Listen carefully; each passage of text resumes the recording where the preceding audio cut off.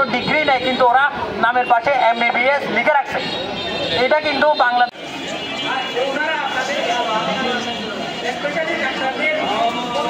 না বলে ওই হাঁটা আর পরবর্তীতে ওই হাঁটায় সঠিক। যে আগামীকাল যেহেতু রায় হবে, সেক্ষেত্রে আপনারা যদি রায়ে সন্তুষ্ট না হন, আপনারা কি ধরনের কর্মসূচি দিতে পারেন সেটা যদি একটু আমাদের একটু বলতেন আর কি। আগামীকাল আপনারা জানেন আগামীকাল হাইকোর্টের রিটের শুনানির রায় হবে। আসনের রায় যদি আমাদের এই 5 দফা দাবির পক্ষে না হয়, সেই ক্ষেত্রে আমরা তো কঠোর কর্মসূচি ঘোষণা করবো।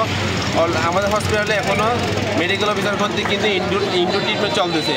আমরা আগামীকাল যদি রায় যদি আমাদের পক্ষে না আসে, একদম কমপ্লিট শাটডাউন করে মেডিকেল অফিসার সহ আমরা আমাদের মেডিকেল অফিসারদেরকে আমাদের আন্দোলনে ইনভলভ করব। তখন ইনডোর সেবাটা পুরোপুরি অফ থাকবে বা আউটডোর সেবা অফ থাকবে, শুধুমাত্র ইমার্জেন্সিটা চালু থাকবে। এই হলো আমাদের কর্মসূচি। এবং ইস্যুতে আমাদের এক চলমান কার্যক্রম সারা বাংলাদেশের সকল মেডিকেল কলেজের ইন্টার্নশিপ চিকিৎসকদের কর্মসূচির দ্বারা অনুসারে আজকেও আমরা সেই কর্মসূচি দিলাম। সেই কর্মসূচিতে আজকে আমরা আমাদের যে পক্ষ থেকে যে 5 দফা দাবি, সেই 5 দফা দাবি আমরা সুপার স্যারকে দিয়েছি অলরেডি। আমরা এর পরবর্তীতে আমরা সিভিল সার্জন অফিসে যাব। আমরা এর পরবর্তী আমরা ডিসি মহোদয়কে আমাদের 5 দফা দাবি আমরা স্যারকে দিয়ে আসবো। আমাদের আগামীকাল যে স্বাস্থ্য মন্ত্রণালয় কর্তৃক এবং মেরসা যে মামলার যে রায় হওয়ার কথা, 91তম বারের মতো যে শুনানি হওয়ার কথা, আমরা আগামীকাল আমাদের পক্ষে যে 5 দফা দাবি সেগুলো মেনে নিয়ে যেহেতু শুনানিটা আমাদের পক্ষে আসে, সেটার জন্য আমাদের দাবি চলতে থাকবে।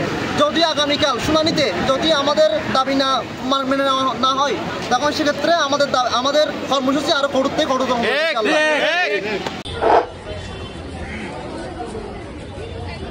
সাম্প্রতিক মেরস এবং ডিএমএফ এর ডাক্তার দেখানোর আগে অবশ্যই যাচাই করবেন এই ডাক্তার কি MBBS ডিগ্রিধারী, কিন্তু পর্যাপ্ত পরিমাণে ডাক্তার আমাদের দেশে মজুদ আছে। কিন্তু সরকার বাংলাদেশের জনগণের কেন বাংলাদেশের স্বাস্থ্য ব্যবস্থার অবস্থা এরকম যে